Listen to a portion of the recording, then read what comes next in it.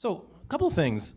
I want you guys to walk away with stuff you can just go home and start doing. And I'm standing back there just warming up a little bit. I was like, wait a minute, let me come up here and warm up. I'm going to show you how I warm up. And, you know, I own a guitar education website called Gitopia. And the focus is all on output, because you can learn all the scales you want, all the theory you want. Sorry, that's my phone. That is Bush League move number 1, is putting a cell phone on an amp, because you're just going to hear it transmit through the amp. So put that over there. The focus at Gitopia, and as a learning guitar player, should be on your output. You can learn all the theory and you can practice all the technique you want. Does that mean you know how to use it musically? A lot of times that answer is no, you know? You can learn licks from somebody else. You can learn anything you want from anywhere you want, but your output is the only thing that really matters. It really is. So I take that and I put it all the way through the process, even from every single day when I pick up the guitar and I start to warm up, because that's another thing that really started driving me crazy. Now, I've been playing for 31 years, and I was like, you know what? Every day when I pick up the guitar, I should just be able to shred my face off and do anything I want from the minute I pick up the guitar in that morning. And it doesn't happen. It does not happen. I don't care who you are. It doesn't really happen. I mean, it's relative. You can kind of start playing around, but it doesn't really happen. And that started to bum me out. And I realized, you know what? It's just like going to the gym or any athlete. You know, athletes get on the field, they start to stretch, they start to warm up before they think they're going to go out and do their full thing. This is a physical thing. We are moving, and there's a lot of moving parts. This hand synchronization is the bane of most players' existence, but it doesn't have to be. It's a perspective thing.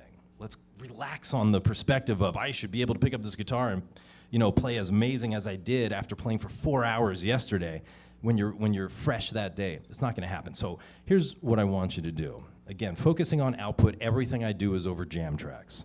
At Gitopia, I build a new jam track every single week. Personally, I build them because I got so tired of trying to find good jam tracks. So we're coming up on 300 hand-built jam tracks. And that's amazing for me because I want to focus on output from the start. So I'm going to throw on just any kind of jam tracks here that I have. This is one I was working on. Actually, this one came out Wednesday.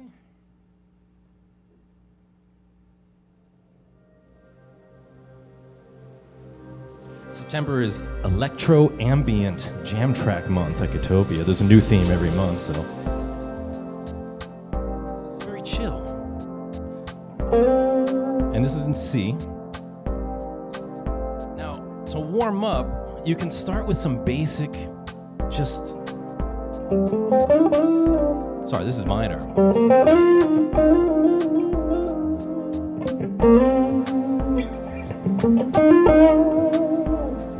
Now, just kind of improvising at that point, but I want to warm up, you know? So I'm going to pick a subdivision in a technique. So I'm going to say alternate picking, which I am not really an alternate picker, but I'm going to pick alternate picking. And this track is right there. So where's the 8th note? You guys give me that? Say it out loud. That's it. 1 and 2 and 3. Just start there.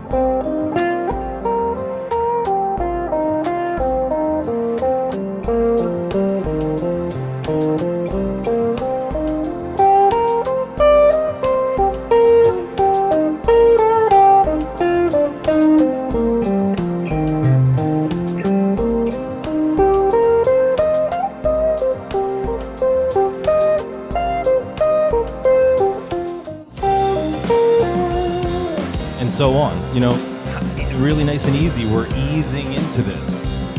Can you give me the 8th note triplet? I'm sorry, I can't hear you, but you're probably doing it right. Triplet, triplet, triplet, triplet, ba, ba, ba. Just move to that subdivision.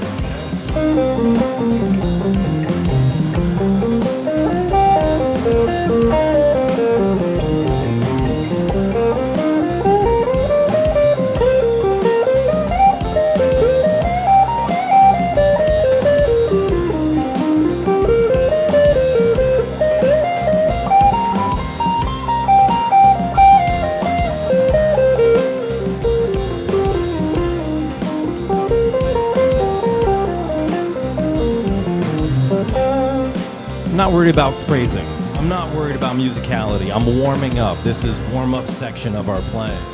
16th notes. 1 E and a 2 E and a 3 E and a 4 E and a...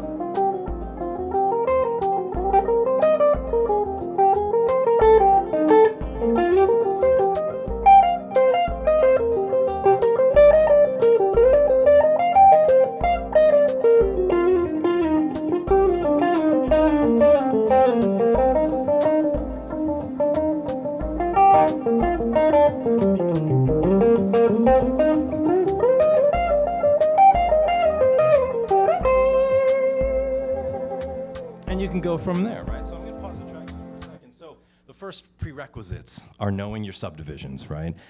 Anything, and it sometimes drives me crazy because I'll hear a tick of any kind, like the car blinker.